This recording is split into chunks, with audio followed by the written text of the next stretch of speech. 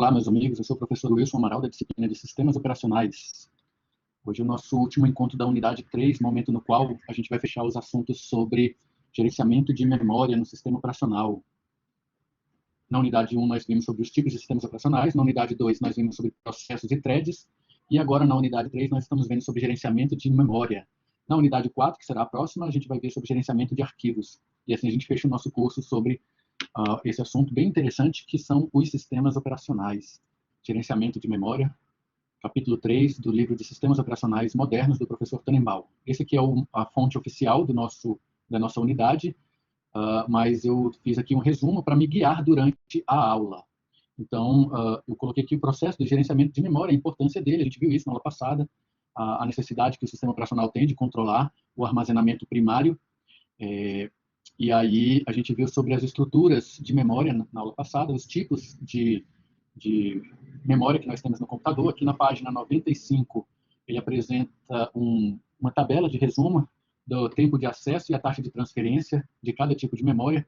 Nessa página tem um gráfico bem interessante, no qual ele apresenta essa pirâmide, mostrando os tipos de memória que nós temos hoje em dia. Quanto mais alto na hierarquia, mais cara e mais veloz é a memória, em compensação, menos capacidade de armazenamento ela tem. Em contrapartida, ao contrário disso, quanto mais baixo na hierarquia dessa pirâmide, na base da pirâmide, quanto mais na base, menor a velocidade da memória, em compensação, maior a sua capacidade de armazenamento. E, consequentemente, mais barata também. Então, se a gente sobe nessa hierarquia, mais cara é a memória, mais veloz e menos espaço de armazenamento ela tem. Quanto mais baixo nessa hierarquia, mais barata a memória, maior a capacidade de armazenamento, demorado é para acessar e gravar os seus dados. A gente viu na aula passada que dentro dos registradores, lá no topo da pirâmide, a latência é de 0 nanosegundos. Um nano é a bilionésima parte de qualquer coisa. Um nanômetro é a bilionésima parte de um metro. Você pega 1 metro, divide por 1 bilhão, isso é um nanômetro. Nano é o termo para 1 vezes 10 elevado a menos 9, ou seja, são 9 zeros depois do 1.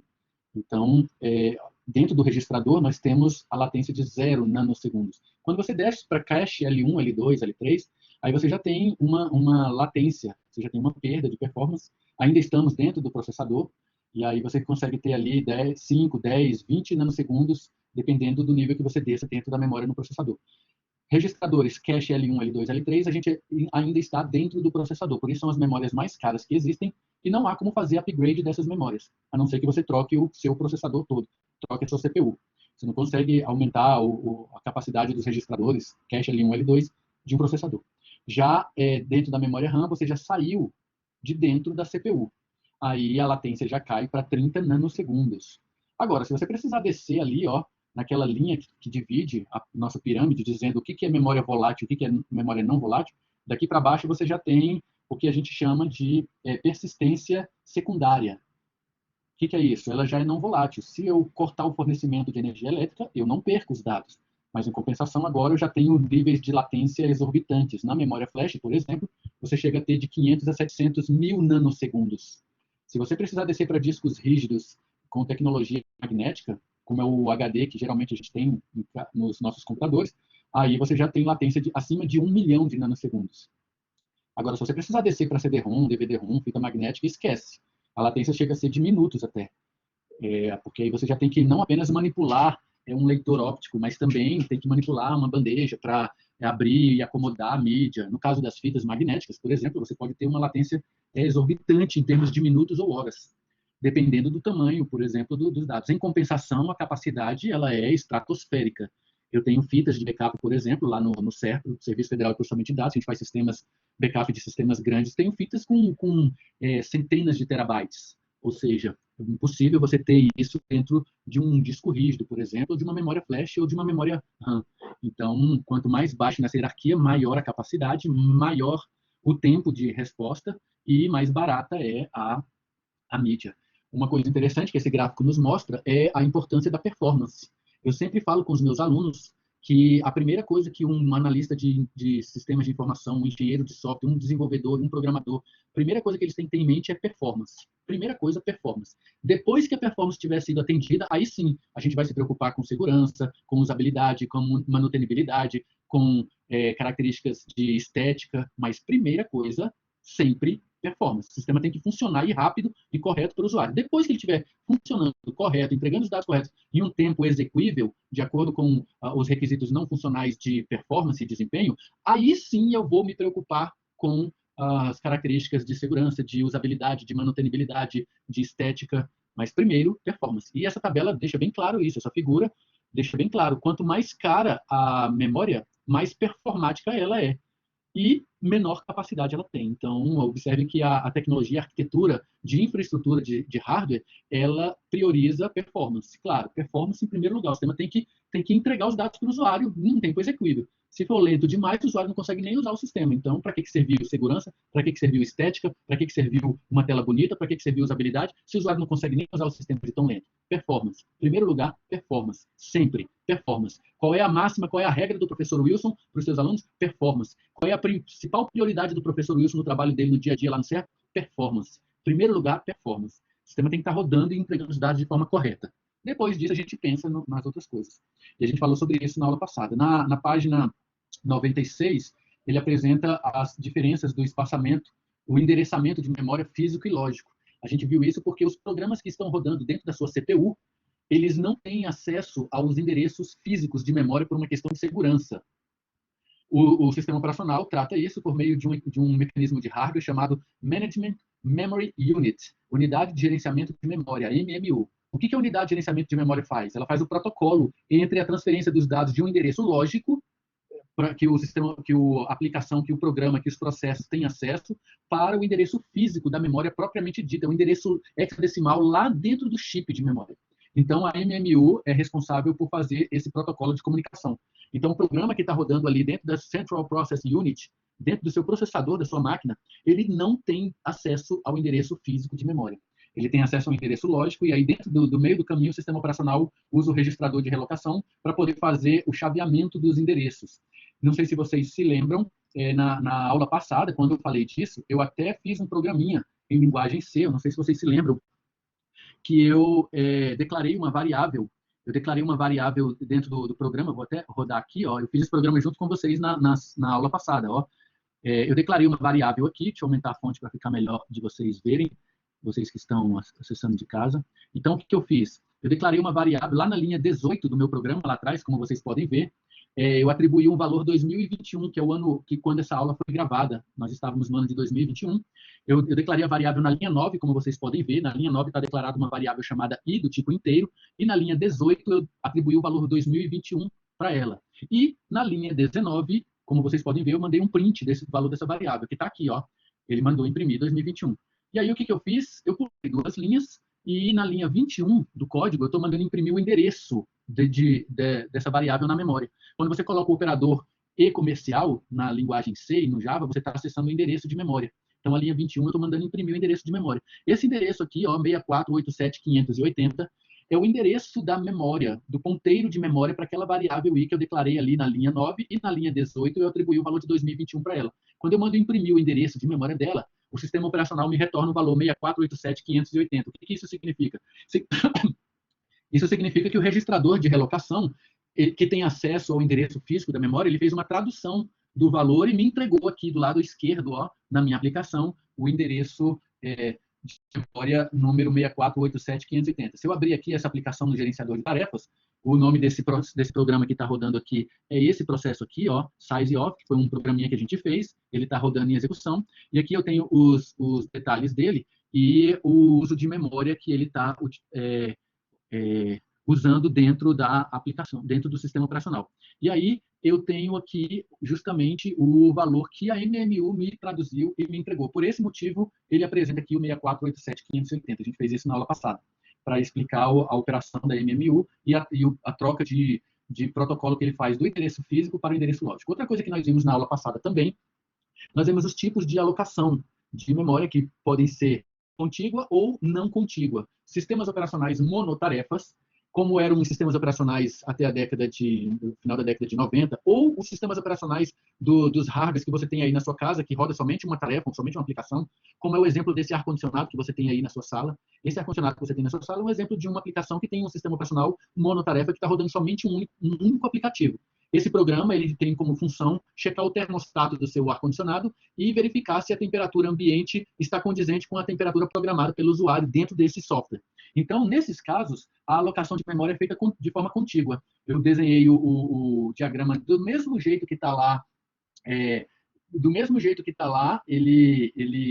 no professor Tannenbaum, só para vocês terem uma olharem aqui, ó, essa página no professor Tannenbaum, ele está falando disso na página 107. Observe que eu trouxe aqui para o meu resumo esse arquivo na íntegra, esse desenho na íntegra. Ó. Então, no diagrama a gente tem o quê? A gente tem uma representação gráfica de como eram sistemas com particionamento contíguo, alocação contígua de sistemas monotarefas. Ou seja, o sistema operacional ocupa ali a base da memória, como vocês podem ver, ó, o sistema operacional rodando aqui na memória RAM.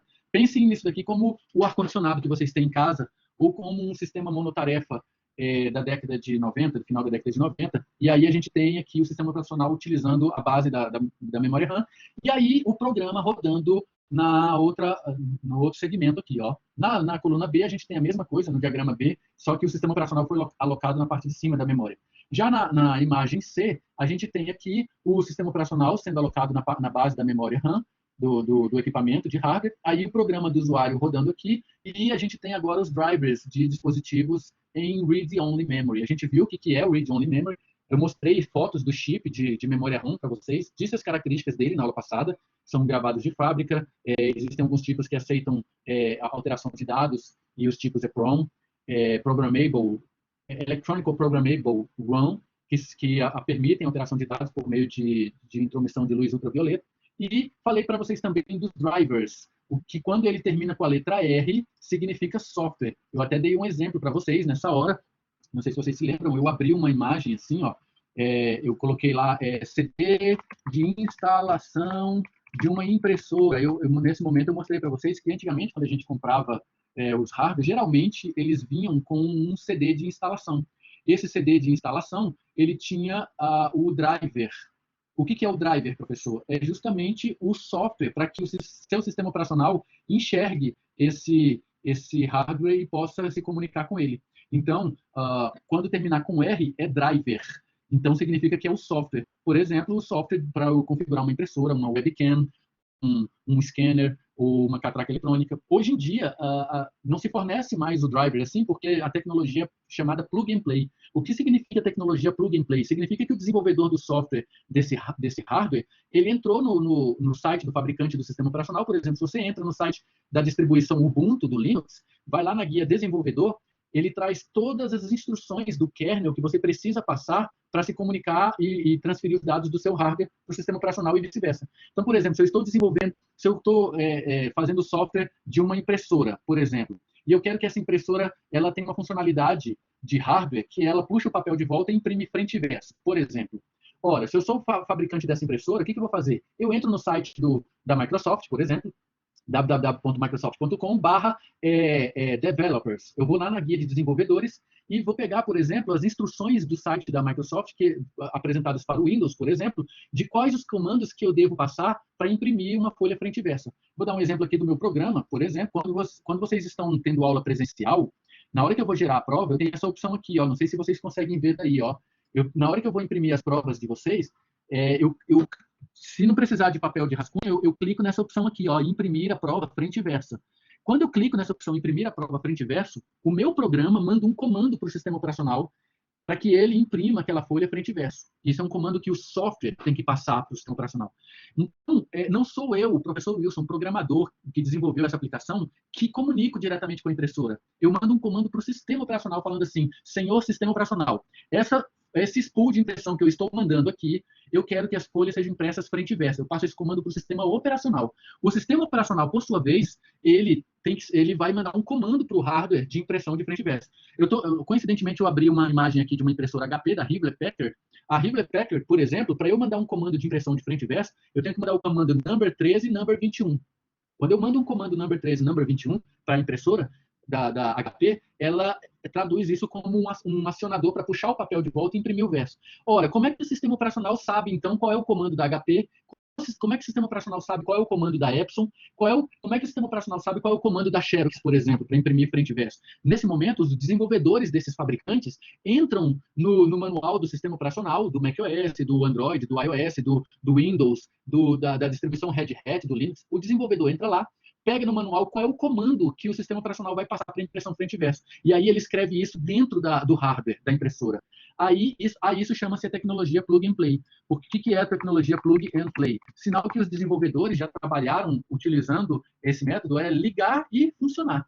Então, eles já escreveram no software do hardware com base nas especificações do sistema operacional. E aí, dessa forma, agora a gente não precisa mais daqueles discos de driver com R no final. Se for driver sem o R no final, aí a gente está falando de hardware, né? Por exemplo, o drive de DVD. Ó. Quando eu falo drive sem R, eu estou falando disso daqui. Ó. Eu estou me referindo ao componente de hardware mesmo, o drive. Drive de DVD, o drive de CD, o drive de HD, o drive e assim por diante. Então, drive sem R é o hardware. Driver com R é o software. E aí, por isso que o professor Tannenbaum fala isso daqui. Ó. Ele carrega os drivers com R de dispositivos em ROM, justamente com as informações de operacionalização do sistema operacional para utilizar aquele hardware que foi instalado.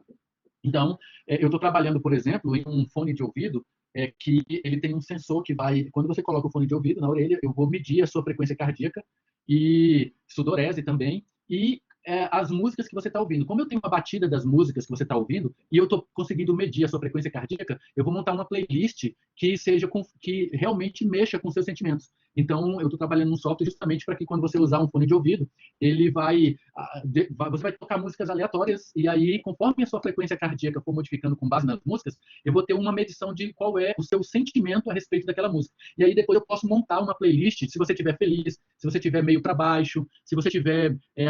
você está ansioso, então eu posso montar uma playlist com base nas características que eu medi em relação à sua estrutura biológica. Estou trabalhando nisso, eu espero que fique pronto no final desse ano, vai ficar bem legal, e aí você vai poder ter um fone de ouvido que ele vai aprendendo com você, e depois ele vai te dar as músicas conforme o seu estado de espírito. Vai ser bem legal isso. Então, ou seja, por que eu estou falando isso? Justamente porque a escrita desse software, ele é baseado em cima das características do hardware.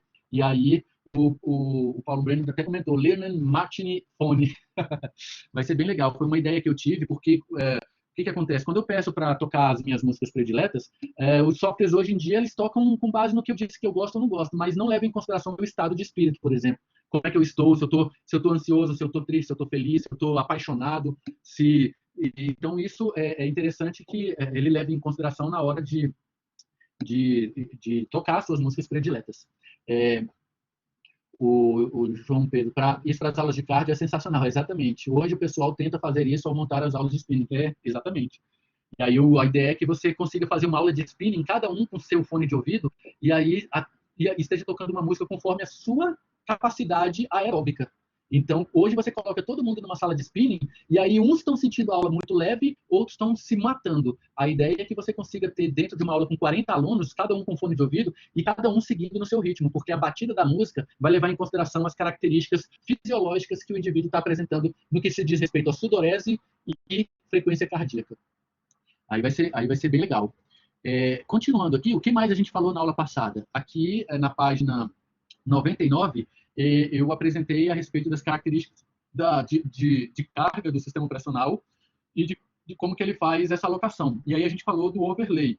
O que é o overlay? O overlay é justamente quando ele faz o particionamento da memória e um programa, no meio do caminho, ele começa a consumir mais memória do que o particionamento havia sido preparado para ele. Vou dar um exemplo bem clássico disso para vocês. Quando eu estou gerando as provas de vocês, por exemplo, vou fechar o programa e vou abrir aqui de novo. Ó. Quando eu rodo deixa eu fechar esse tanto de coisa que está aberto aqui. Quando eu rodo a minha aplicação aqui, ó, o Sysprova, que eu vou gerar provas para vocês, essa daqui é que eu tenho todas as informações de vocês. Por exemplo, ó, o João da Silva, por exemplo. Ó, tenho todos os Joãos da Silva aqui. Ó. Então, no caso do João da Silva, que tem aula de sistemas operacionais, ó, um aluno muito bom, acima da média. E aí, o que acontece? Quando eu vou gerar a prova do João da Silva, por exemplo, o que o meu sistema faz? Ele vai no banco de questões, sorteia as questões para o João, com base no aprendizado que eu tenho do João, ele sorteia as questões e carrega essas questões para a memória. Então, se eu chego aqui, por exemplo, e marco uma prova com 20 questões, vou fazer uma prova para essa turma e vou botar aqui 20 questões. Na hora que chegar o processamento do João, por exemplo, o sistema vai lá no banco de dados, dá um select e pega lá as 20 questões para o João. Esse momento, ele precisa carregar isso para a memória.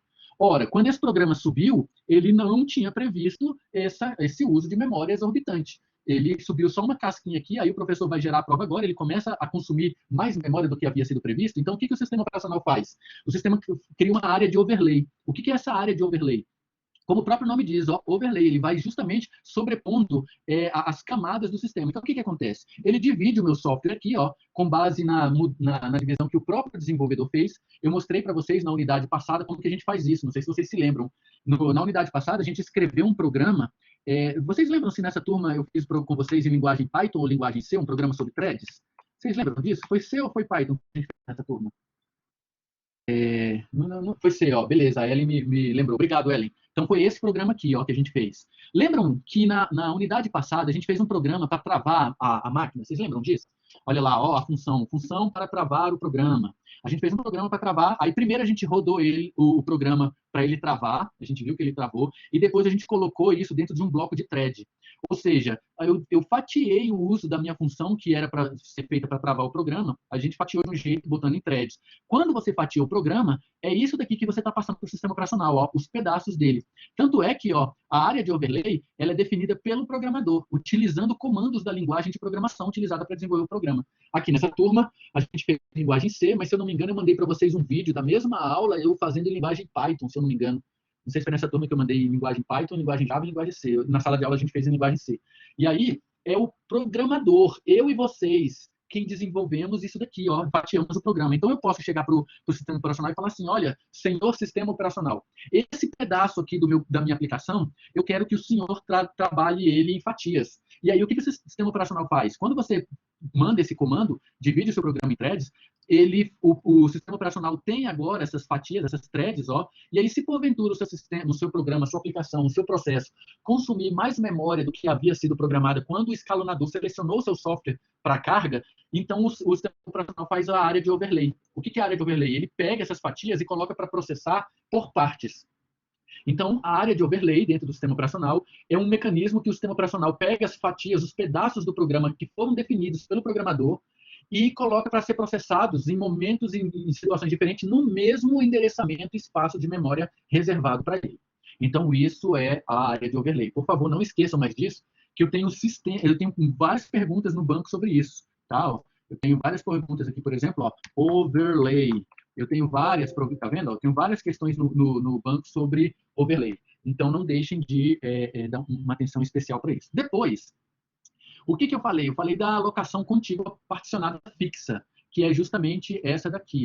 Então, quando você tem a partição contígua, ele pode ser simples, que foi aquela que eu mostrei aqui na página 98, a simples, ou ela pode ser particionada. Se ela for particionada, ela faz isso de duas formas, ou fixa ou dinâmica. Como é que é a alocação contígua particionada fixa? Ela funciona da seguinte forma, eu até fiz um desenho aqui para ilustrar isso para vocês. Quando o sistema operacional é carregado na memória, ele já cria as partições fixas, daí o nome. Então, por exemplo, rodei o meu sistema operacional, que igual eu vou fazer aqui agora, eu vou dar carga no Linux. Vou chegar aqui e vou dar a carga no meu sistema operacional Linux.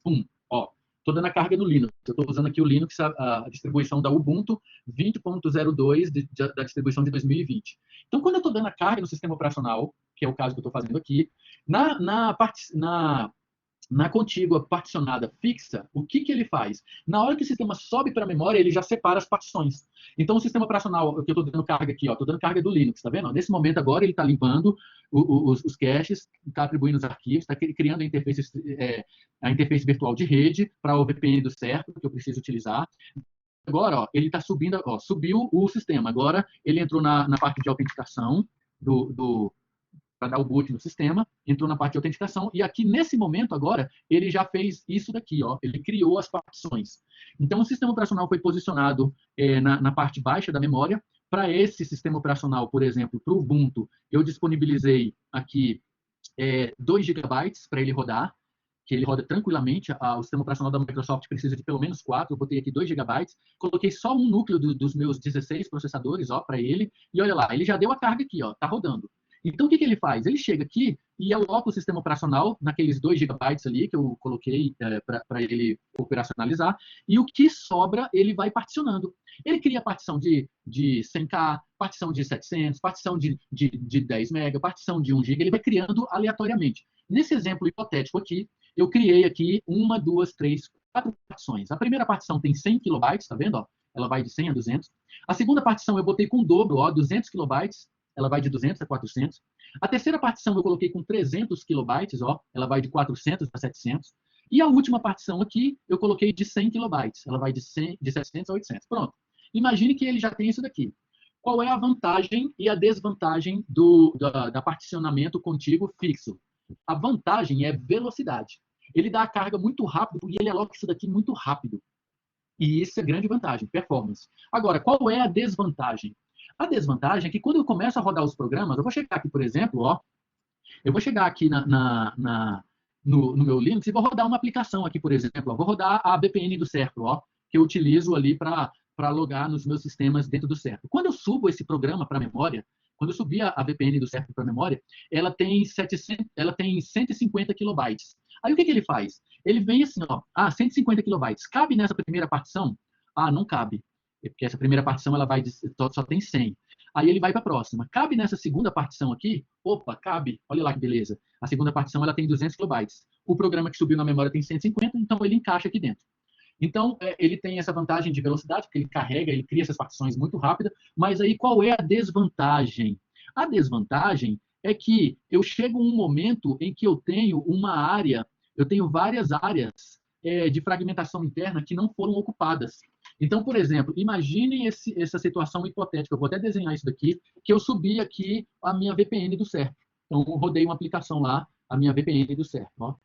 Rodei esse software aqui. Esse software, imaginem hipoteticamente que ele precisa de 150 kilobytes para ser alocado e funcionar. Imaginem vocês que ele precisa de 150 kilobytes. Ora, ele não cabe nessa primeira partição aqui, que tem 100 kilobytes. Ele não cabe. Então, o sistema operacional é inteligente ao ponto de passar para a próxima e verificar. Essa segunda aqui cabe, olha que beleza, eu tenho 200 kilobytes aqui. Ele fez isso aleatoriamente, né? Então, ele tem partições de 1 mega, partições de 700K, partições de 1 GB, ele tem várias partições. E aí, o que ele fez? Opa, beleza, eu encaixo essa aplicação aqui. Então, o que ele faz? 150K, ele coloca aqui, e aí aloca. Qual é o problema? Quando ele aloca aqui a VPN do Certo nessa segunda partição para utilizar, eu tenho ali agora perdidos 50 kilobytes ali embaixo, que já eram. Eles não vão ser mais utilizados para nada. Ficou ali aquele buraco, já era, tá aqui, 50 kilobytes perdidos. A mesma coisa acontece, agora eu vou rodar um MP3, eu vou rodar o Sysprovas agora, eu vou fazer a prova, semana que vem a nossa prova, com o professor Wilson Amaral, Sistemas Operacionais, vocês vão rodar o Sysprovas. O Sysprovas, imaginem que ele tenha 200K, tá? Vamos imaginar uma situação hipotética em que ele tenha 200 kilobytes. Ora, o sistema operacional começa aqui de novo, começa a subir nessa hierarquia aqui pesquisando, ele tem, essa primeira partição tem 100K, então essa eu não posso usar. A segunda partição está bloqueada, que ele faz isso na tabela de alocação de partições que a gente vai ver daqui a 5 minutos. Está bloqueada, então o que ele faz? Ele encontrou essa próxima partição aqui. Opa, essa partição aqui está liberada. Quantos K ela tem? Opa, ela tem 300, 300 kilobytes. Cabe os Sysprovas aqui dentro? Cabe. Então o que ele faz? Ele aloca os Sysprovas aqui. Só que aí, o que aconteceu? De novo, eu perdi aqui 100 kilobytes, que ficaram perdidos e não vou conseguir utilizá-los até que o Sysprova saia da memória, que o aluno termine de fazer as provas, entregue as respostas para o professor e descarregue os Sysprovas da memória. Então, ficou ali, aquele bloqueio. Então, a vantagem da alocação contígua particionada fixa, eu vou voltar aqui no diagrama, a gente está falando de alocação contígua, particionada, fixa. A vantagem dela é velocidade. A desvantagem dela é o quê? Você gera essas áreas de gap aqui, que vão ficando sem utilização. E você tem aí uma memória preciosa que poderia estar sendo alocada e não está simplesmente porque os programas que foram alocados naquelas partições ocuparam a área de memória deles e o que sobrou ficou ali bloqueado. É um terreno sem utilização que só vai ser liberado quando a partição completa for liberada, quando o programa for terminado. Quando eu falo terminado, quero que vocês se lembrem daqueles estados de um processo nos sistemas operacionais que nós vimos na unidade 2. Pode ser pronto, pode ser em execução, pode ser bloqueado, pode ser terminado. Então, quero que vocês lembrem disso. Pode perguntar, Ellen, fique à vontade, por favor. Está me ouvindo? Estou ouvindo, perfeitamente. Eu tenho microfone hoje. Eu estou com uma dúvida. Chique, hein? Eu estava estudando, né? E eu fiquei com dúvida na parte de... Você está falando de alocação estática fixa, né? Eu fiquei com uma dúvida na alocação estática física realocável. Aquela parte que fala sobre como funciona a parte de registrador base e de limite, aquela parte de limite inferior, limite superior. Eu achei um pouco complexo, assim, muito, muito detalhado. Eu queria que você pudesse, assim, fazer uma explicação geral de como funciona essa parte realocável e se puder dar um detalhezinho de como funciona esse registrador base e limite, porque eu realmente li e fiquei totalmente perdida. Perfeito, sem nenhum problema. O que ele faz? A dúvida da Ellen é a seguinte, professor, ficou claro a alocação particionada fixa ou estática. Para mim ficou claro. Agora, eu fiquei com uma dúvida quando o professor Tannenbaum fala lá na página 111 da alocação particionada estática relocável. No final da década de 90, início dos anos 2000, os sistemas operacionais implementaram os compiladores e carregadores de realocação. Dessa forma, os endereços de memória que são utilizados por um programa, quando ele é compilado, eles passam a ser relativos ao início do programa e não mais aos endereços físicos de memória. Então, o que significa isso? Está vendo que o sysprovas aqui, ó, quando ele foi carregado antes, até a década de 90, era fixa, ele foi carregado aqui na partição 3, ó, ele foi carregado aqui na partição 3, e aí ele ficou com esse pedaço bloqueado aqui, ó. O que é a alocação particionada fixa realocável? Ele colocou aqui o programa, beleza. Aí, durante o uso do sistema operacional, outros programas foram sendo descarregados da memória. Aí, o que aconteceu? Imaginem que essa partição aqui, ó, essa partição de 200K, que estava bloqueada pelo uso da VPN do Certro, ela foi descarregada da memória. Aí, o que é o sistema de realocação? Ele percebeu assim, opa, o sysprovas tem 200K. Eu tinha uma alocação de 200K que estava bloqueada para a VPN do Certro. Ela saiu da memória, liberou aqueles 200K, então o que ele faz? Ele realoca. Ele tira os sysprovas da partição 3 e joga para a partição 2. Quando ele faz isso, ele usa a partição 2 que tinha 200K, os sysprovas têm esses 200K, ele não perde mais esse espaço aqui, ó, e ainda libera aqueles 300K lá de cima. E aí, dessa forma, a alocação particionada estática relocável, ela é muito mais inteligente, porque ela fica observando se eu tenho um programa que descarregou e liberou uma partição do meu tamanho ideal, aí o que ele faz? Ele realoca. Consegui esclarecer, Ellen, a sua dúvida? Ótimo, show de bola. Então, continuando aqui, ó, o problema do desperdício da memória, de alocação particionada estática absoluta, então ele foi superado com a ideia da estática realocável. Porque agora o sistema operacional ele fica observando. Opa, liberou uma área ali e é do tamanho que eu quero? Show de bola. É mais ou menos como se fosse assim, ó. Imaginem que a Ellen chegou no trabalho dela, estacionou o carro embaixo de uma árvore que é cheia de passarinhos. Opa, quando ela chega no final do dia, o carro dela está todo sujo. Então, o que a Ellen fica fazendo? Ela fica olhando da janela quando libera uma outra vaga, bem filé, perto da entrada, embaixo de uma sombra, que não tem passarinho, aí ela fica olhando. Quando aquela vaga libera, o que ela faz? Ela desce os elevadores, vai lá no carro dela, tira da vaga que estava embaixo dos passarinhos e coloca naquela vaga filezinha que não tem passarinho, que fica na sombra, na porta do trabalho, da entrada do trabalho dela. Então, ela fica observando se surge uma vaga no estacionamento para ela trocar o carro dela. É o que o sistema operacional passou a fazer com a alocação particionada estática relocável. Se houver ainda alguma dúvida sobre isso, por favor, não deixe de esclarecê-la. E aí, continuando aqui, olha só que interessante. Agora eu vou falar da tabela de alocação de partições, que é como o sistema operacional controla isso. Então, olha só que interessante. O sistema operacional ele não tem que fazer aqui esse controle do uso dos sistemas, dos programas dentro da memória? Pois bem, então o sistema operacional está fazendo isso daqui. Como é que ele faz isso? Como é que ele faz esse controle? Da mesma forma que ele chega aqui no disco rígido, ó, quando a gente tem aqui a ideia de um disco rígido, o que a gente tem? Quando o sistema operacional grava um dado dentro de um HD, por exemplo, ele faz o quê? Ele anota esses dados. De que forma, professor? Ele faz assim, ó. Imagine que o seu sistema operacional, você está mandando gravar uma música, um filme, dentro do seu HD. Você está gravando um filme, uma música lá. Então, o que o seu sistema operacional faz? Ele se disponibiliza de um mecanismo para controlar esses dados, chamado File Allocation Table. No caso dos sistemas operacionais de 32 bits, ele usa uma file Allocation Table, tabela de alocação de arquivos. Para que o caso dos sistemas de 32 bits. Quem usa os sistemas aí de 64 bits, ele utiliza uma NT File System. NT File System é a tabela de alocação de arquivos para sistemas mais recentes de 64 bits, e quem usa aí os sistemas de 32 bits usa uma File Allocation Table. O que é isso, professor? É uma tabela, literalmente. É uma tabela que o sistema utiliza, que ela tem os dados e os endereços dos arquivos.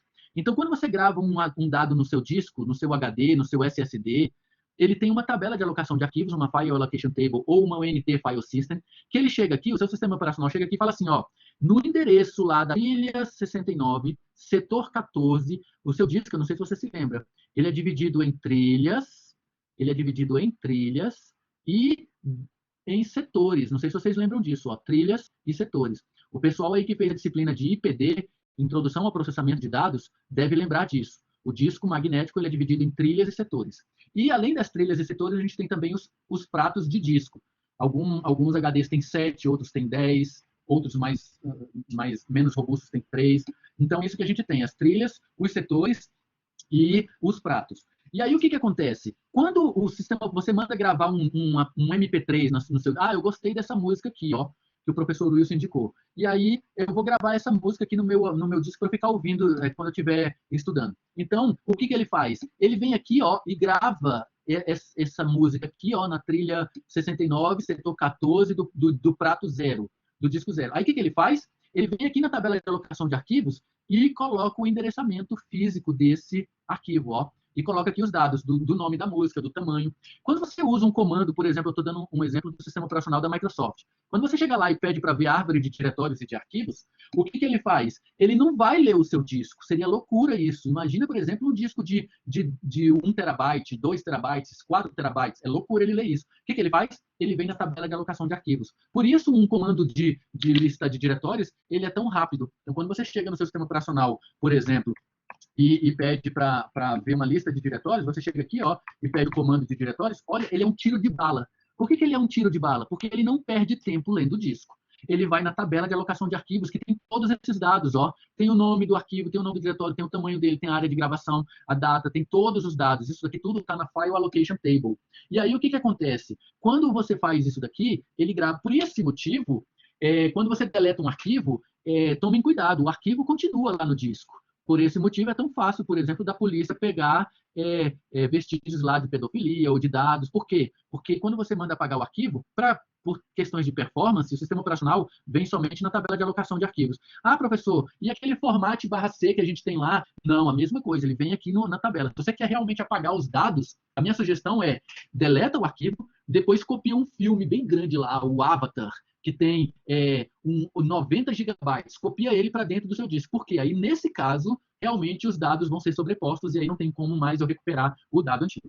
A mesma coisa que o seu sistema operacional, faz para persistência magnética, isso também funciona para SSD, tá, gente? Não só para persistência magnética. Vou até botar aqui a foto do SSD também, SSD Solid State Drive, justamente para a gente não achar que isso é somente Solid State Drive. Olha lá, de novo, drive sem o R, tá vendo? Por quê? Porque se refere ao hardware. Então, quando você tem aqui um disco de Solid State Drive, SSD, ele faz a mesma coisa. Ele tem também essa tabela de alocação de arquivos do mesmo jeitinho, tá? O sistema operacional faz isso em ambos os casos. Agora, quando ele precisa fazer o gerenciamento da memória, como é que o sistema operacional faz isso? Ele faz isso com uma tabela de alocação de memória, como o próprio nome sugere, ó. Aqui na página 103 eu estou falando disso. É a tabela de alocação de partições. Professor, o que é a tabela de alocação de partições? É um mecanismo lógico utilizado pelo seu sistema operacional, que eu vou até botar aqui, ó, tabela de alocação de partições. Ou, em inglês, vocês vão ver esse termo como Partition Allocation Table, PAT. O que é o PAT? É uma tabela, literalmente, uma tabela lógica, que ela tem lá a coluna de qual é a partição que você tem, qual é o número dela e qual é o tamanho e qual é o endereço dela. Então, na hora que ele sobe o sistema operacional, essas partições aqui, ó, ele registra nessa tabela. Então, quando o escalonador seleciona um programa para ir para a CPU, para ser processado, o que o seu sistema operacional faz? O seu sistema operacional vem na Path Allocation Table, tabela de alocação de particionamento de memória e coloca aqui, ó, qual é a partição que está livre. Aí verifica, eu tenho ali a partição 1 que está livre, ó. E qual é o tamanho dela? Está aqui, ó, ela tem um tamanho de 100K. Opa, cabe esse programa. Então, o que eu vou fazer? Ela vem aqui, bloqueia essa partição e coloca aqui, ó, os dados do programa que ela subiu para ele. Aí, nesse momento, agora, essa partição está bloqueada e o programa começa a utilizar a memória.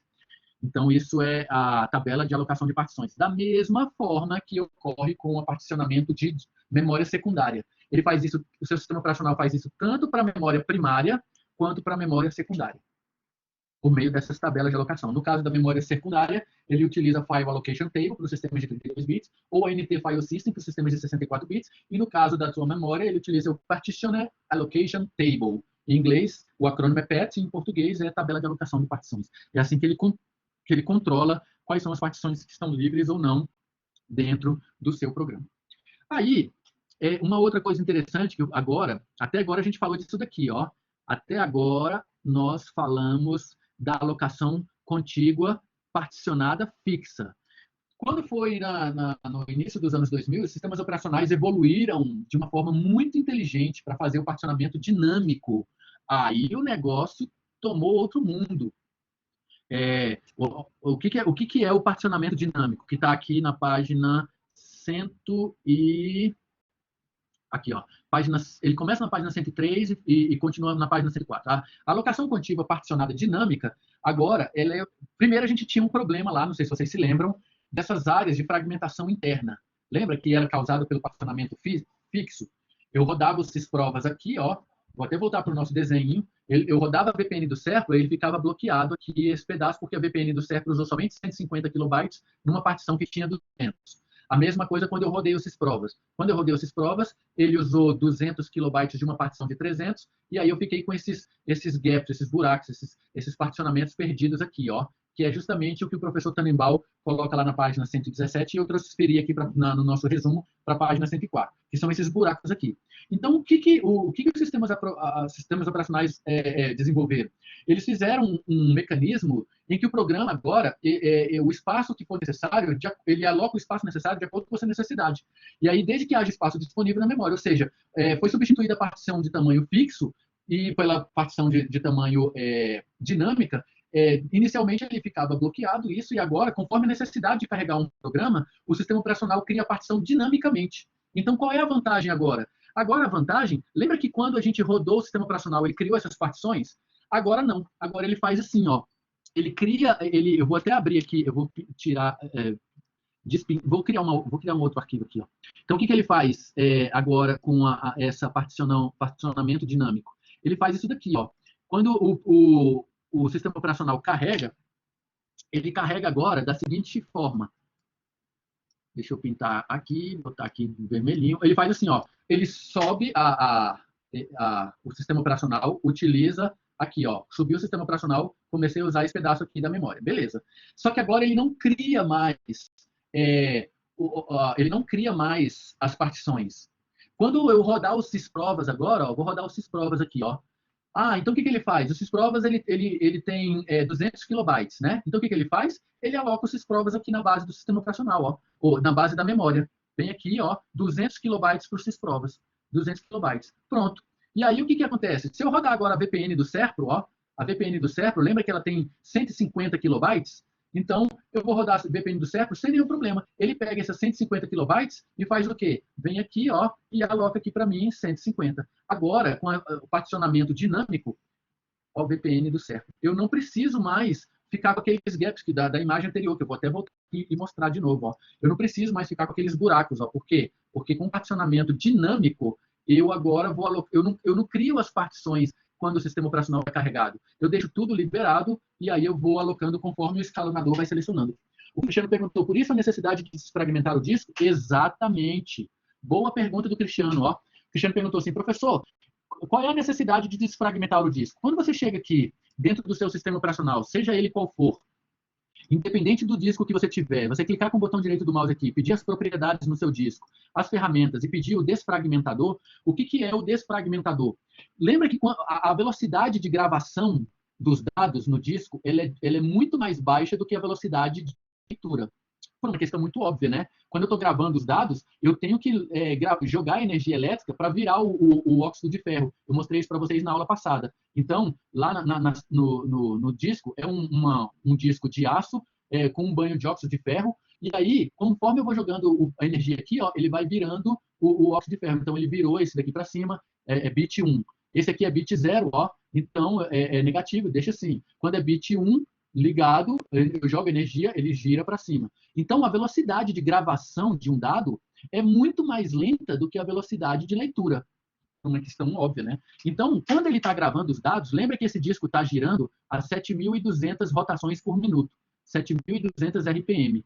Então, o que acontece? Quando ele começa a gravar esses dados aqui, os dados eles ficam fragmentados. Então, porque o disco está girando a 7.200. O buffer tem lá, por exemplo, 64K. Aí ele está começando a gravar isso daqui, ó, 64 KB, ele gravou esse daqui. Quando ele vai ler os outros 64 KB para gravar, que ele volta, o disco já girou, está em outra posição.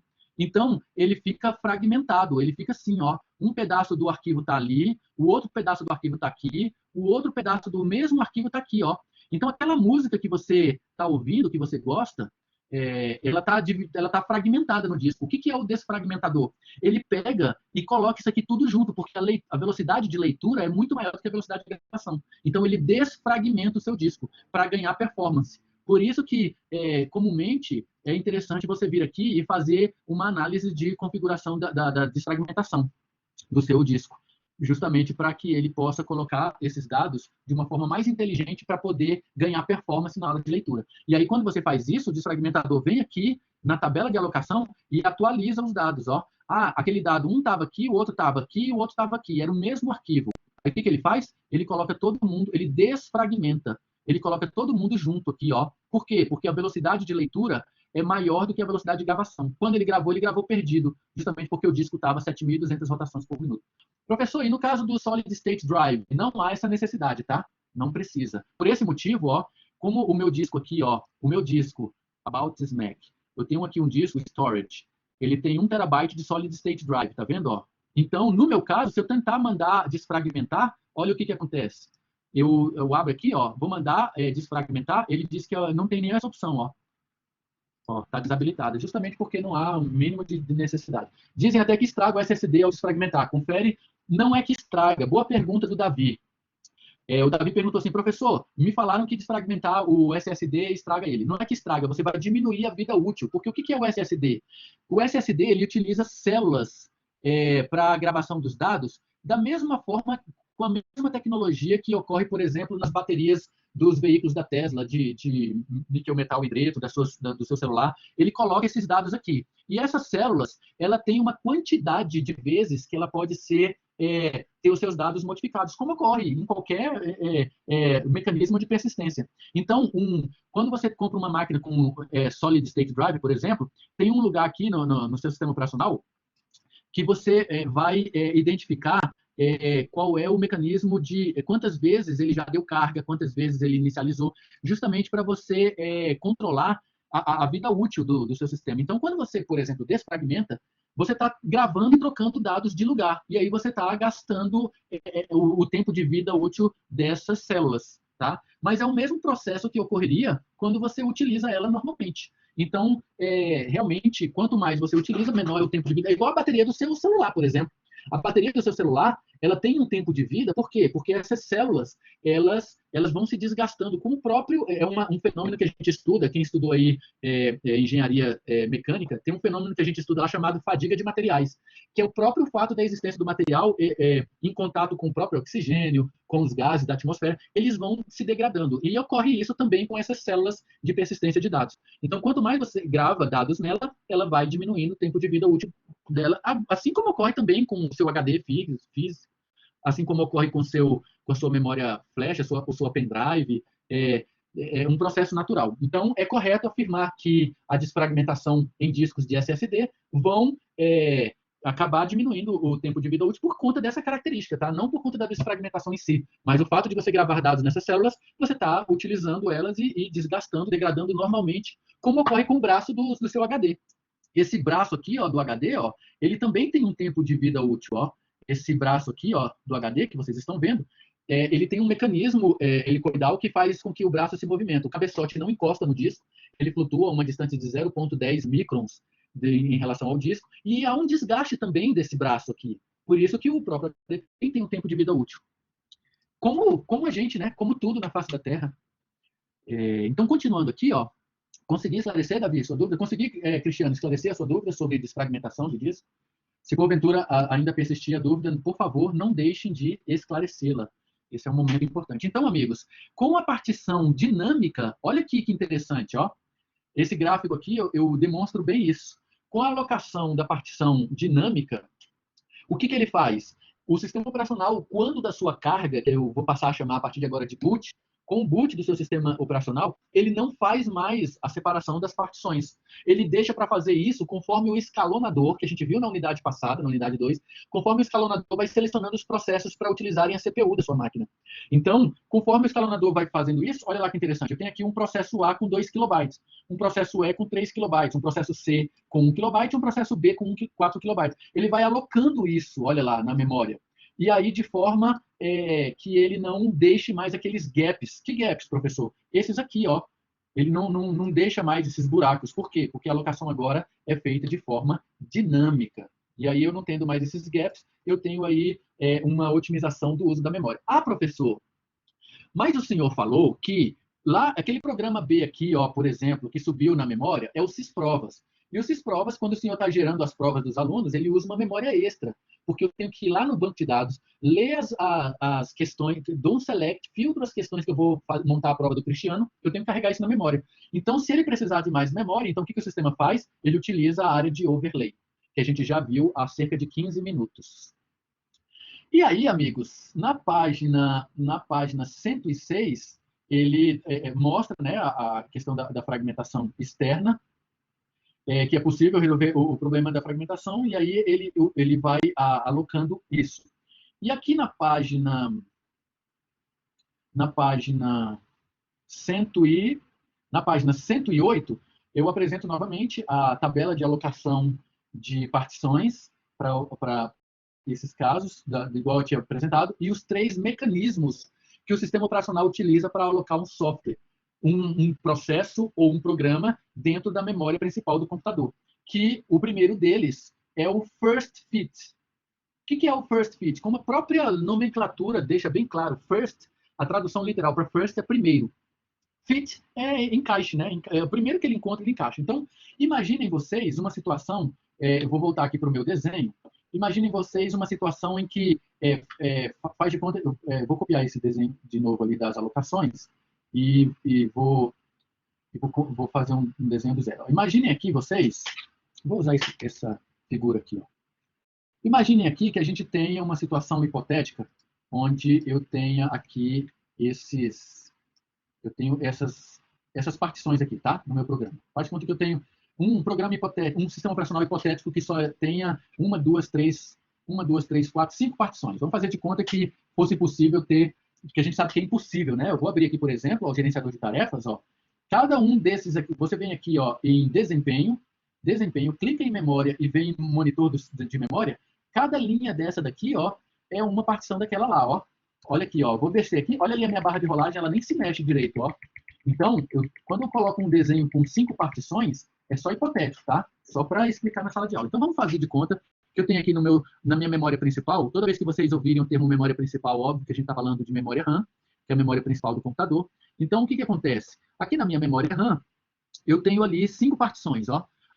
1, 2, 3, 4, 5, 6 partições. A primeira partição está sendo utilizada pelo sistema operacional, essa é inviolável, ninguém mexe, é só do sistema operacional. Inclusive, quando um programa com um erro tenta acessar uma área de memória dele, imagine que aqui, ó, imaginem vocês que eu tenho essa partição 1 aqui, ó, partição 1, tá?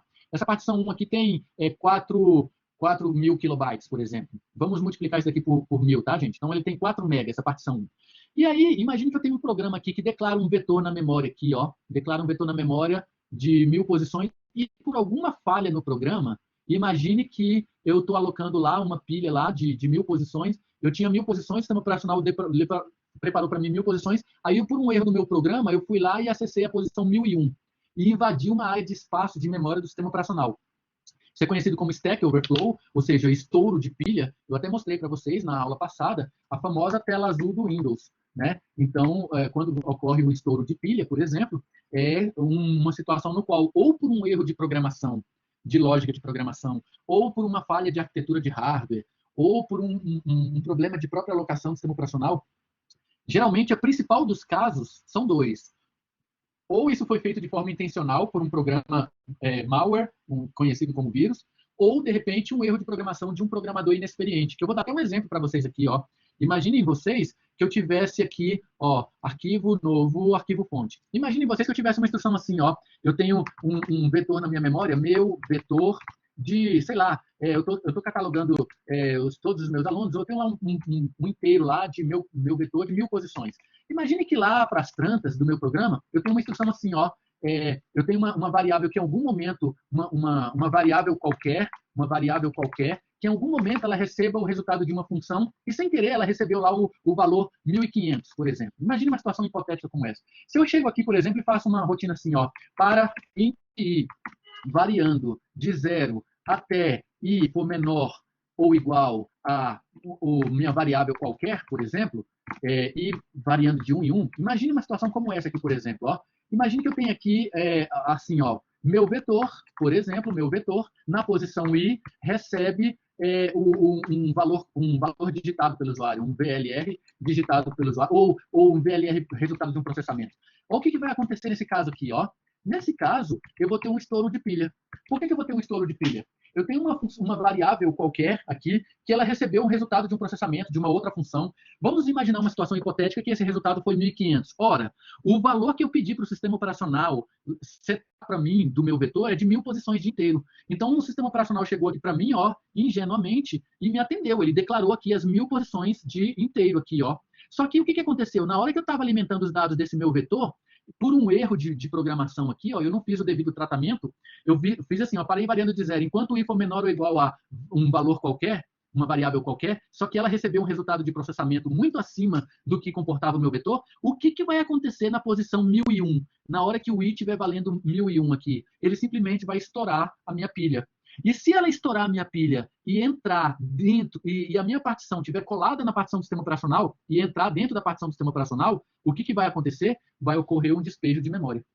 O sistema operacional ele vai ter uma área dele violada e isso causa uma instabilidade. Por quê? Porque o sistema operacional precisa de todos aqueles endereços de memória. E se algum programa, ou porque o programador era inexperiente, ou porque o programador era malicioso e desenvolveu uma aplicação notavelmente decidida a invadir um ambiente de uma outra partição, então, se isso ocorrer dentro do ambiente do sistema operacional, ele causa uma instabilidade ao ponto de ocorrer um despejo de memória. Ele me dá o endereço aqui, ó, de onde ocorreu, por exemplo, esse endereço hexadecimal 00007F é justamente esse endereço aqui, ó. Vou dar um zoom aqui, ó. Vou dar um zoom na minha imagem, ó. Zoom, zoom, zoom. Olha o endereço 00007F aqui, tá vendo? Dentro do sistema operacional, ó. Por quê? Porque um programador inexperiente, provavelmente um aluno que não é da UDF, porque da UDF ele não deixa isso acontecer. E aí o que acontece? Ele chega aqui e viola essa memória, dá um stack overflow, ele dá um estouro de pilha. Então, isso pode ocasionar um problema sério. Se ocorrer entre programas, por exemplo, se ocorrer aqui dentro, ó, imagine que eu fiz essa operação e ela invadiu uma área de um outro programa. O sistema operacional ele vai te dar essa mensagem, vai abortar os programas. Ele vai avisar ao gerenciador desse programa C que ele teve uma área de memória invadida e aí pede para salvar esses dados, pede para tirar isso de memória para a integridade dos dados. Agora, se isso acontecer no sistema operacional, é gravíssimo. Então, como a gente pode resolver isso? Programadores com um mínimo de decência, eles colocam um bloco de tratamento de exceção. Então, no Java e no C, a gente tem o try-catch. No COBOL, no Pascal e no Basic, a gente tem o try-except. E no caso do PHP, do JavaScript, do C, do Java, a gente tem o try-catch. Então, o que você pode fazer aqui? Você pode proteger o seu bloco de tratamento de código, porque se porventura ocorrer um estouro aqui, ó, o sistema operacional, quando você coloca um bloco de tratamento de exceção, você está passando uma instrução para o sistema operacional para ele tratar isso daqui numa área de memória reservada. Então, se porventura estourar isso, o que acontece? Se você chega lá e coloca um bloco de tratamento de exceção, o sistema operacional trata isso num espaço reservado para ele. Então, se porventura ele estourar, só mata isso daqui, ó, e não abenda o seu programa. O que é o termo abend? É o acrônimo para abnormal end, ou seja, sinal que o programa finalizou de forma inesperada. Lá no CERP a gente usa esse termo, o programa bendou. Esse é o pior dos mundos, porque quando o programa bendou, muito provavelmente o código não tinha um bloco de tratamento de exceção, e aí ele estava à deriva lá dentro do sistema operacional, e quando isso estourou, causou uma instabilidade no sistema operacional. Então, o que o sistema operacional faz? Ele aborta o seu programa, ele tira fora, não está nem aí. Ele não quer saber disso, porque se o programador é vacilão, mané, então o sistema operacional simplesmente abenda o seu programa. Agora, se você chega aqui e pede para o sistema operacional tratar isso de forma separada, o sistema operacional usa um pedaço de memória para tratar esse bloco. Se porventura ele tiver um erro drástico, somente esse bloco aqui é tirado da memória. Ó. O seu programa não abenda. Dúvidas sobre isso, amigos? Vocês estão calados hoje? Não sei o que aconteceu. É porque é véspera de feriado, é? Então vamos continuar aqui. Já que ninguém quer falar, vamos continuar. A Ellen falou que está prestando atenção. Então, assim pode. Se for assim, pode. Qual o feriado? 7 de setembro. Nós estamos na véspera, né? Se ele está no futuro, a gente está na véspera. Então, 7 de setembro é feriado. Então, por isso que vocês devem estar caladinhos assim. Então, amigos, continuando aqui, o João ficou triste. Ó, o João já estava feliz. Pô, não vou precisar ir para a SEB amanhã, ó. Que beleza? Não, João, vai precisar sim. Então, amigos, vamos deixa eu ver o que mais. Sim, então, ele tem, vou mostrar aqui agora os 3 tipos de alocação, tá? Então, veja bem, deixa eu voltar o meu desenho aqui, como que eu baguncei tudo. Então, o que acontece? Imaginem vocês que aqui na minha memória RAM, eu tenho essas 6 partições ali, tá? Faz de conta que eu tenho essas 6 partições. E aí, o que acontece? Quando o sistema operacional ele vai fazer a alocação de um sistema aqui dentro, então o escalonador pegou lá os sysprovas, né? Na semana que vem vocês vão fazer prova do professor Wilson, vocês vão rodar os sysprovas. Então faz de conta que está na semana que vem, você carregou os sysprovas para a memória. O seu sistema operacional está executando agora os sysprovas. E aí o que acontece? Como é que ele faz para alocar os sysprovas dentro dessas partições, claro, as que estão desocupadas, né? Então, imaginem vocês, por exemplo, que aqui vamos multiplicar por 100, tá? Aqui eu tenho uma partição de 500K, aqui eu tenho uma partição de 300K, aqui eu tenho uma partição de 400K. O programa A aqui está usando uma partição de 200 kilobytes e o programa o sistema operacional está usando aqui 4 gigabytes, por exemplo. Vamos imaginar uma situação hipotética dessa. Aí, pois bem, faz de conta que eu estou rodando as provas aqui agora.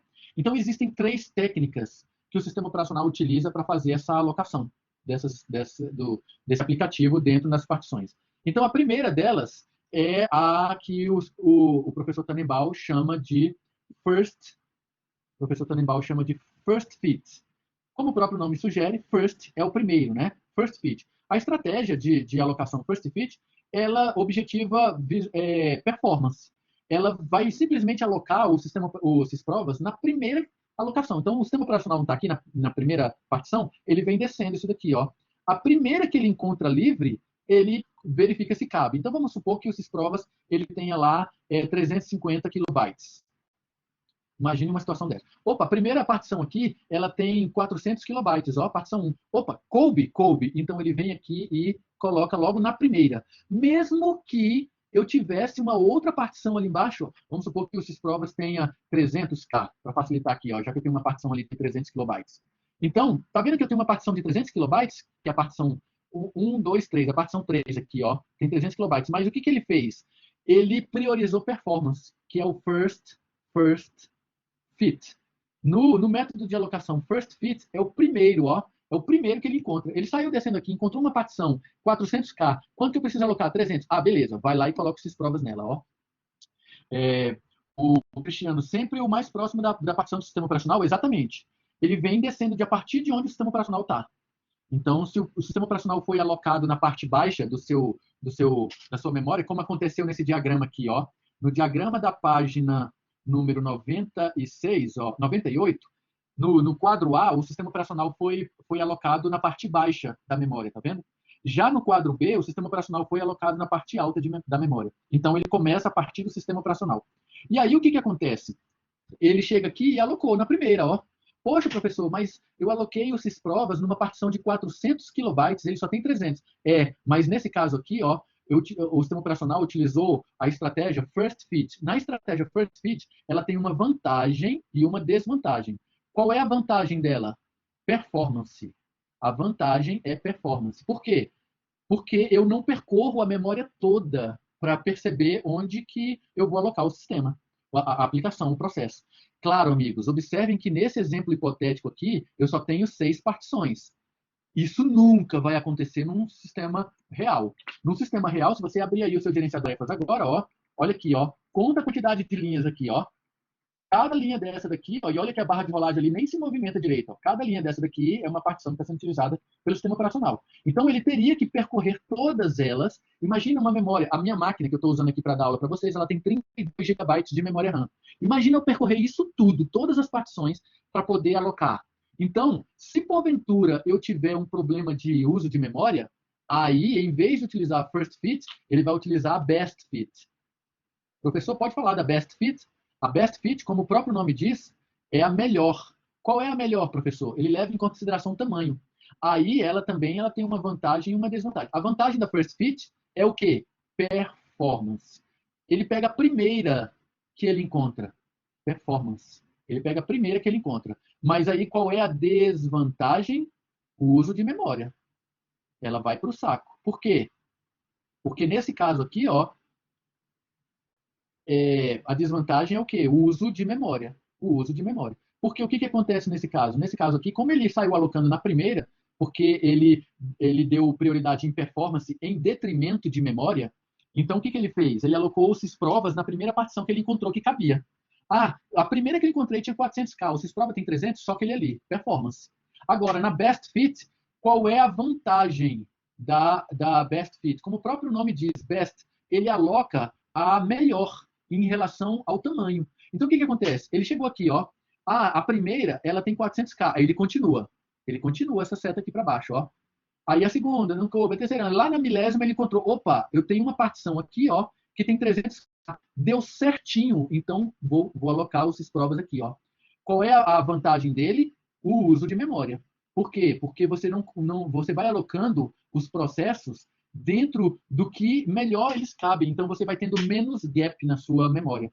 O sistema operacional faz isso quando você tem problemas, por exemplo, você tem a sua memória está comprometida.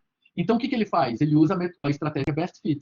Por quê? Porque com a memória comprometida, ele vai passar a priorizar a memória em detrimento de performance. O termo detrimento você utiliza em prejuízo de alguma outra coisa. Então, o Best Fit ele prioriza memória em detrimento de performance. Ou seja, qual é a desvantagem? Qual é a desvantagem da estratégia Best Fit? É performance. Por quê, professor? Porque ele vai percorrer a tua memória toda. E detalhe, mesmo que ele encontre uma bonitinha lá, por exemplo, imagine que ele encontrou uma aqui com 350K. Ainda assim, ele vai até o final da memória. Por quê? Porque ele precisa encontrar a melhor. Então, o Davi comentou, o Best Fit, então, ele é mais preciso. Não é que ele é mais preciso. Ele utiliza a memória de forma mais otimizada. Só que aí ele chuta o balde no que diz respeito à performance. Ele não está nem aí para performance.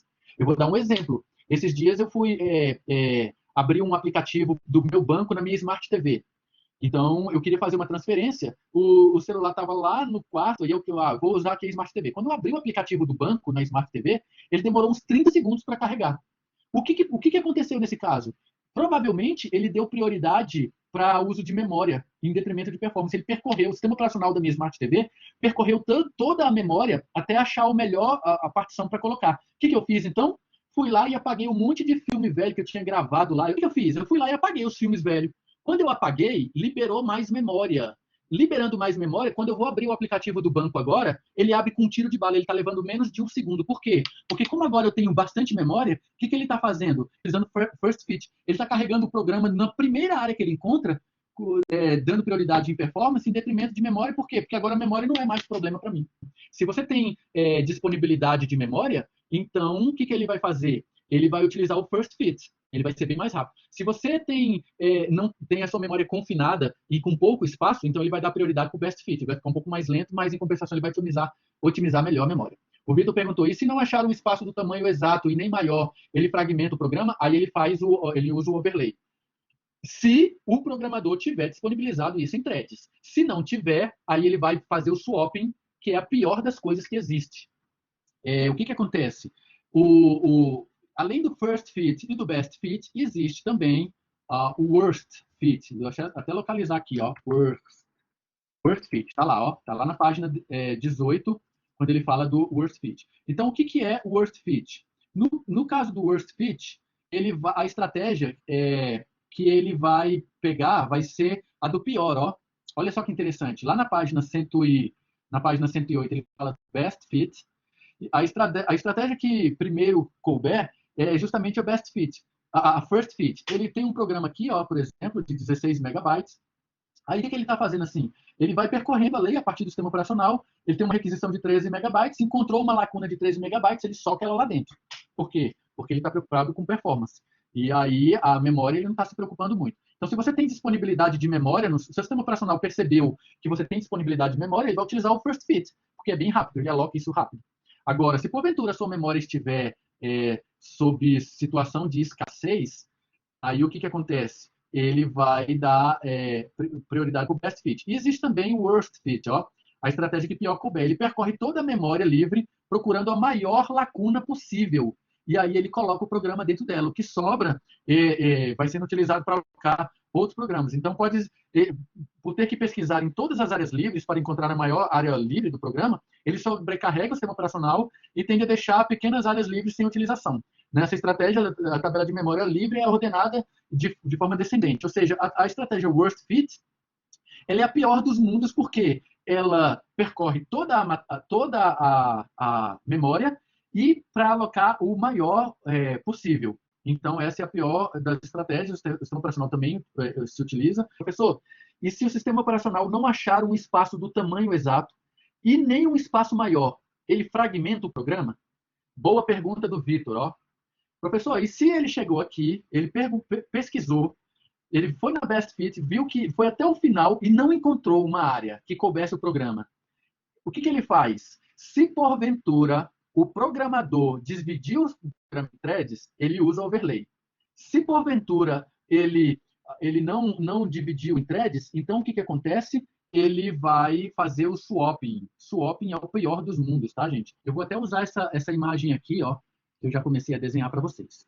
Imaginem vocês que o sistema operacional está indo lá e alocando na partição. Aí a pergunta do Vitor, professor, eu tenho um programa aqui, ó, que toca um MP3. Um programa que toca as músicas que eu quero ouvir, as músicas dos Goonies, da Cyndi Lauper. Então eu quero rodar esse programa aqui. Aí o que o sistema operacional fez? O sistema operacional foi lá, esse programa ele tem, por exemplo, 800 kilobytes. Ele percorreu lá toda a memória e não encontrou uma partição. Então o que ele faz? Ele faz uma técnica chamada swapping. O que é o swapping, professor?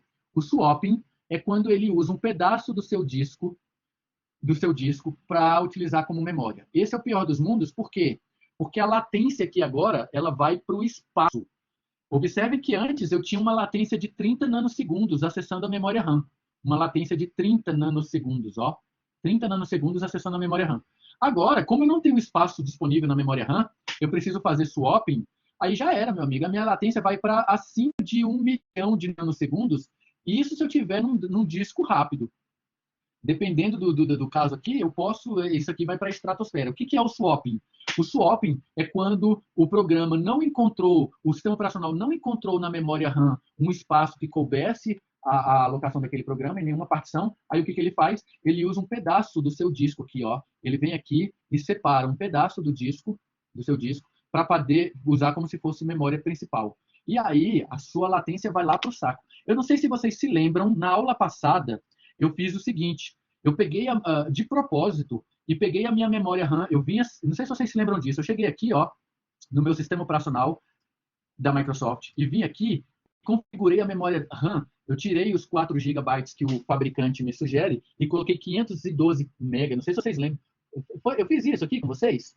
que aí a gente, depois eu dei a carga no meu sistema operacional com 500 mega, e aí a gente viu a quantidade de erros que teve aqui, de falhas graves. Por quê? Porque ele precisou fazer swap em disco. E para piorar a situação, depois eu ainda tentei abrir uma aba do Chrome, não sei se vocês se lembram disso, que aí travou de vez a minha máquina, eu não consegui nem dar aula. Por quê? Porque ele está utilizando o swapping. Ele foi essa pergunta que o Davi fez. O Davi perguntou assim, professor, e se eu estiver rodando uma aplicação que não cabe na memória? Ele fez o best fit, ele fez o worst fit, ele fez o first fit, não encontrou, então o que ele faz? Ele vai lá na tabela de alocação de arquivos, File Allocation Table, ou NT File System, aí ele vem aqui e separa, ó, eu vou pegar esse endereço, esses trailers do disco aqui, ó, ele bloqueia isso daqui, ó, o sistema operacional bloqueia isso daqui, é de uso específico do sistema operacional. Para quê? Para fazer swapping de disco. E aí ele tem o swap in e o swap out. O que é o swap in? Swap in é quando esses dados vão para o disco para poderem ser utilizados pelo processador para serem processados. Quando eu termino e volto com isso para a memória, aí é o swap out. Então eu tenho o swap in, que é quando esses dados são transferidos para o disco para fazer swap, e eu tenho o swap out. O swap out é quando esses dados saem do disco e voltam para a memória para serem utilizados pelo processador. Então, esse é o pior dos mundos, tá, meus amigos? Isso é uma medida desesperada. Sabe quando o sistema operacional está desesperado, ele não tem alternativa? Então, é aquele pai de família que, tipo assim, ele não tem mais dinheiro, ele precisa levar comida para casa, e o que ele faz? Ele vai vender agora os móveis. Ele vai vender os móveis para poder colocar comida dentro de casa. É o sistema operacional fazendo swapping. É o pior dos mundos. É a última alternativa. Por quê? Porque ela é muito cara. Swapping de disco, a performance vai para o saco. Vocês viram isso na aula passada, na íntegra. Quem lembra, o vídeo está lá no Blackboard, só assistir de novo. Eu tive que dar um boot na minha máquina porque eu não estava conseguindo dar aula, porque eu derrubei a memória para 512 MB, justamente para o sistema operacional ser obrigado a fazer swap. Swap de memória, ele é caro justamente porque a latência vai para a estratosfera. Amigos, alguma dúvida a respeito desse assunto? Vocês viram como é interessante esse assunto, como é legal? Eu acho muito legal a área de sistemas operacionais. É uma área muito top. A gente aprende como o sistema operacional funciona por trás para a gente poder fazer programas melhores. É um conteúdo bastante interessante. O pedido que eu vou fazer para vocês é de lerem o capítulo 3 do professor Tannenbaum, que é esse aqui. Claro que tem muita coisa que não dá tempo de falar, né? Tem no arquivo, não dá tempo de falar nas nossas aulas, senão a gente precisaria de 7 meses de aula para falar de tudo, mas não é por isso que não há questões no banco de dados sobre isso. Eu vou pedir para vocês fecharem a leitura, não fiquem somente nesse resumo aqui que eu fiz, tá? Esse aqui é só um resumo para guiar a minha aula, e havendo dúvidas, não deixem de me escrever.